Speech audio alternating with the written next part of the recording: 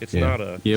conversion We come scenario. across that. I know I come across that all the time when people ask, what do you do on this podcast? What's it about?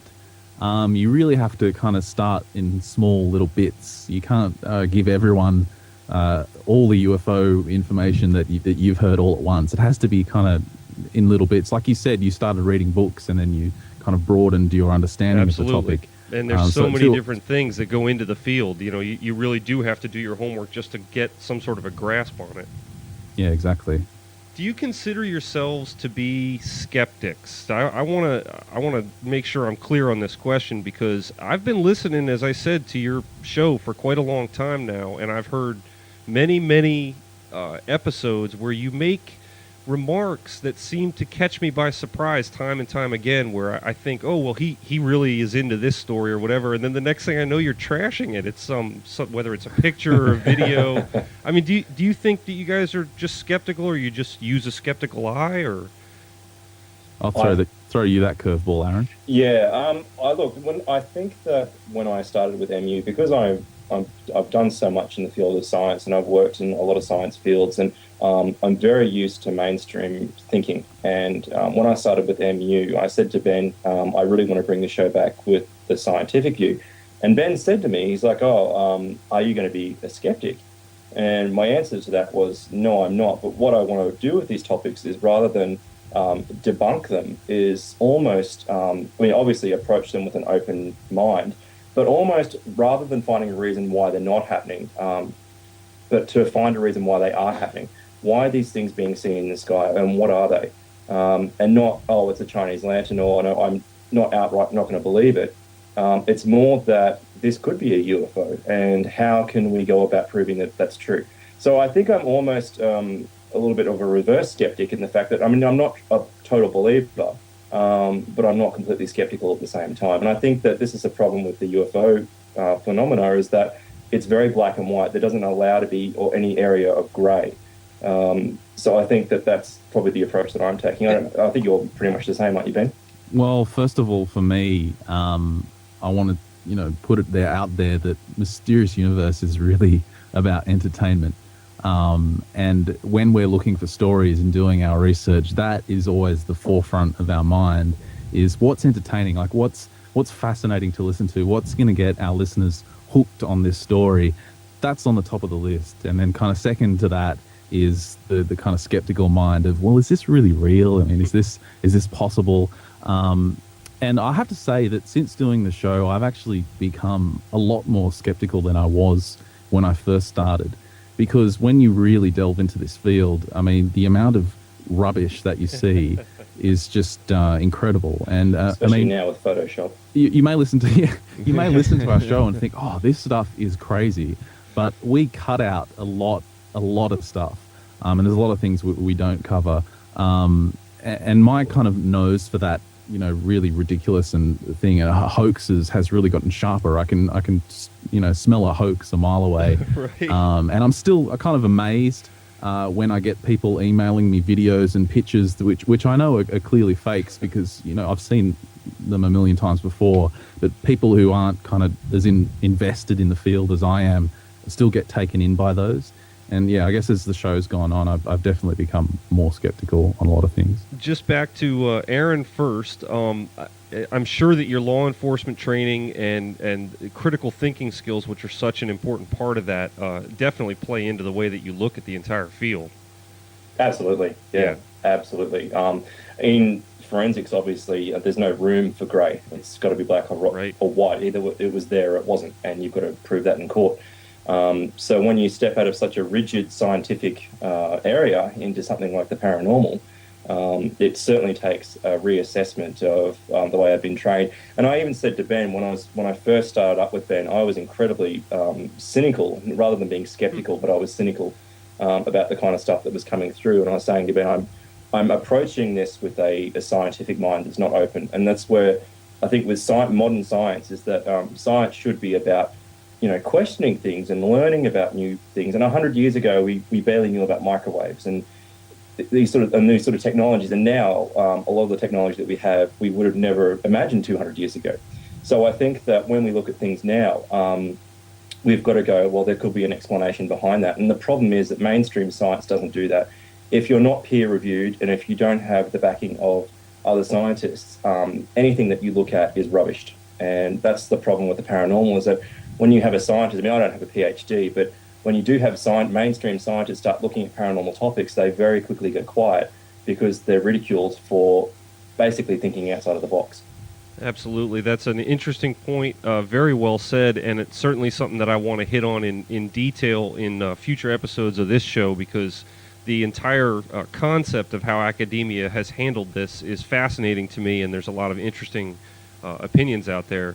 Back to the point that Ben was making, I would just like to request again as a fan that maybe you guys put together a show of some of the best stuff that you have filtered out, because there's got to be some absolutely hilarious stories that are mixed in there. I'm really glad you said that, Mike, because we do have plans to do more than one show a week in the near future, and that's one of the things that I would love to do, is just have a show where we flat out say at the beginning, all these stories are absolutely ridiculous, but we're just going to cover them for fun.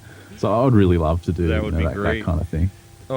That other host that I had mentioned, Jesse Randolph, he mentions something that he says every now and then on his show that I think is really, really interesting, is that he finds himself out at the pub or the local bar near the studios he broadcasts from. I think he's based out in California, and that he's constantly sitting there debating or dealing with people who are such super skeptics that it's just interesting that he would take on that type of a challenge, because I think he's a little hesitant to do it sometimes, because these people seem to be so passionate. Do you guys run into that? Are you ever out somewhere, or do you have a couple of friends who just look at you guys like you're crazy for doing this show? All the time. All the time.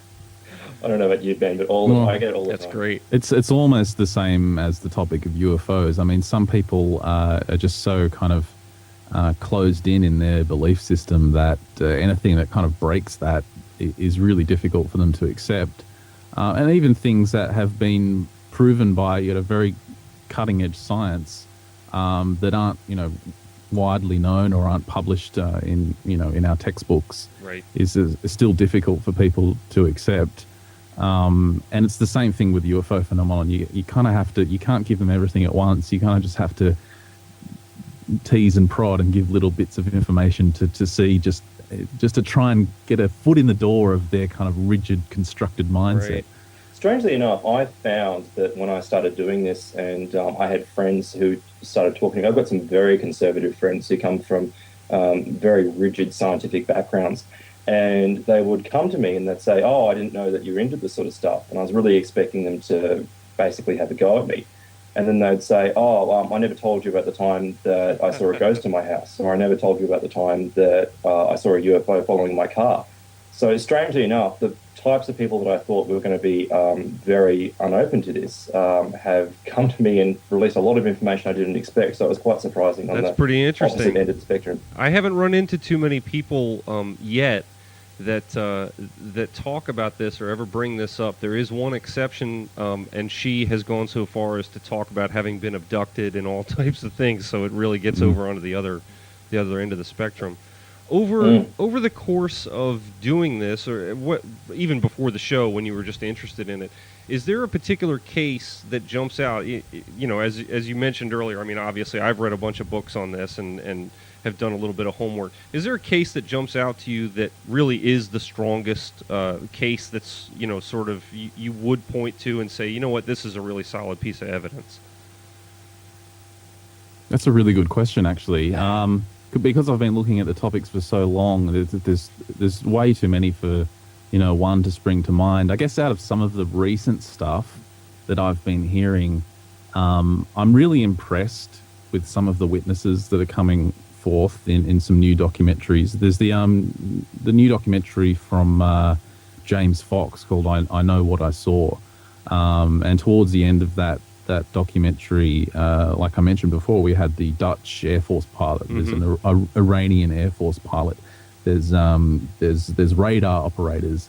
It's those kind of witnesses that are really interesting to me, because they're such kind of high caliber witnesses, and I mean, just saying they're high caliber doesn't immediately mean what they're saying is true, but But they have a trained eye. exactly, to ignore them would be silly. Right. I guess one of my favorite. I mean, we mentioned earlier on the show that one of the things with the UFO phenomenon is the same sightings and events keep popping up. These old events from history. We have like of course Roswell, which I was saying on a previous Mysterious Universe episode that we are just sick to death of hearing about Roswell. And then we have the Rendlesham Forest from Right. UK, which is like the UK's Roswell, and you have multiple military witnesses from the US and the UK that have come forth on that incident. You have the abduction of Betty and Barney Hill, where of course we hear about reptilian entities. That's a classic. There's just so many classic stories that keep coming up, and it's funny. Like I love hearing about them, but at the same time, I really want new ones Yeah, as well. exactly. And in that same strain of a lot of those famous cases, is there one that stands out as being pretty much, it's not true, it's just some silly, weak sort of story, but it just won't go away?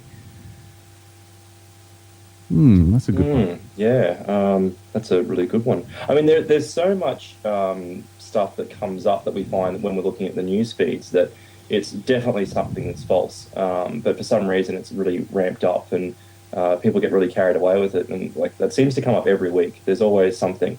But I don't know about the older cases that sort of seem to persist that have these.